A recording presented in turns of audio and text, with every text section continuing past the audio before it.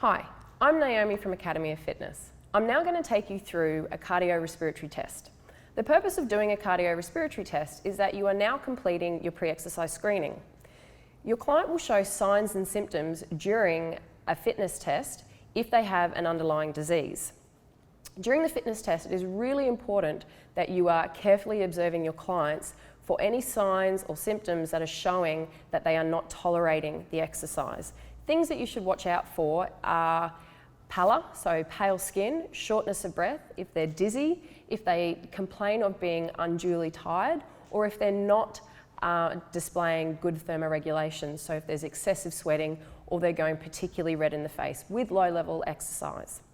The other purpose for doing a cardiorespiratory test is that it gives us a baseline to compare against when we retest our clients later on.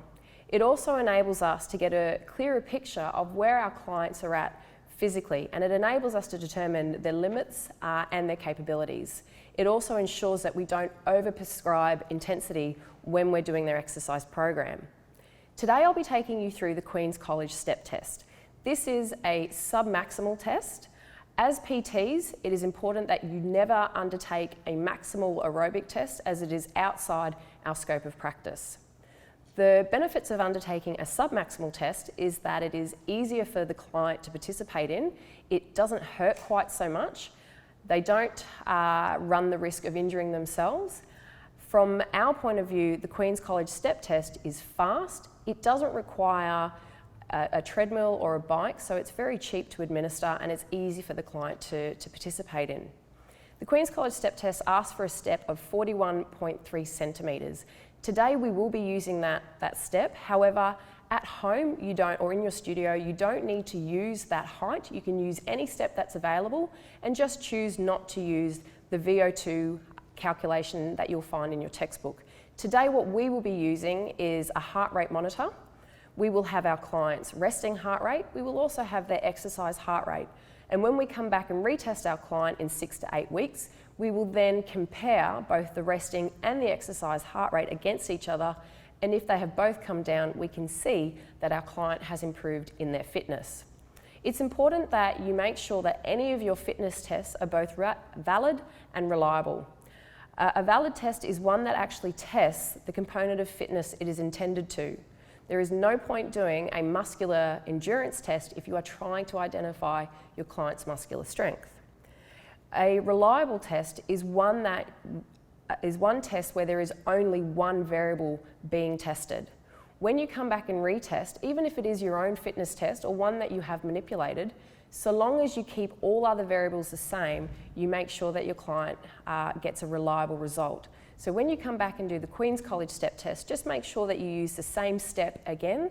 Then that way, the only data that will have changed will be your client's heart rate, which will make it a reliable test. All right, Kate, I've got your heart rate monitor on now, and we've taken your resting heart rate, and it's 85 beats per minute. What we'll do is I'll give you a chance to use the box to make sure that you don't have any problems getting up and down. There's no problems in your knees, ankles, or in your lower back. I'll put the metronome on for you. Females are stepping at 22 steps per minute, which equals 88 beats per minute. We're just using an app today on our phone, just a metronome app, and so that will just tick over for you, and you need to step on the beat. While you're doing the test, I'm going to be monitoring you, making sure that you're comfortable with the exercise so that you're not finding it too difficult. So I'm going to particularly be looking at the colour of your face, how much you're sweating, and then you just need to let me know if you're uncomfortable or if you need to stop the exercise test. So we'll just get the metronome started.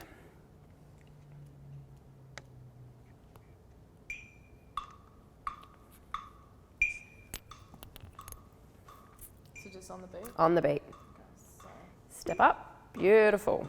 Try and get your foot fully up onto the step for me. Excellent. Okay, so what we're going to do in a few seconds is I'll start the test and it will go for 3 minutes. All right. Okay, so when you're ready,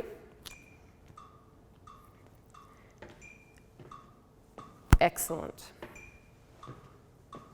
Okay, try and drive through your heels as much as possible. Let me know if your knees or your back are hurting. We'll keep an eye on your heart rate and let me know if for any reason you need to stop the test.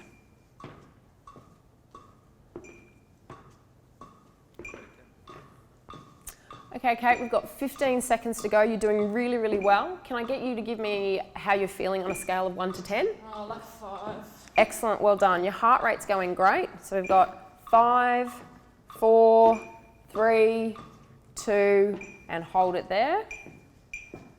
We're going to check your heart rate. The other way. Excellent, fantastic. All right, I've got a heart rate of 150 beats per minute. Now this will be your baseline heart rate. In 6 to 8 weeks, we'll come back and redo this test. We'll try and mimic as many things as possible. So we'll do it in the morning again. I'll get you to abstain from caffeine again for me. And what we should see is that in that 6 to 8 week period that your heart rate will come down. Hopefully next time what we'll aim for is maybe 145 beats per minute.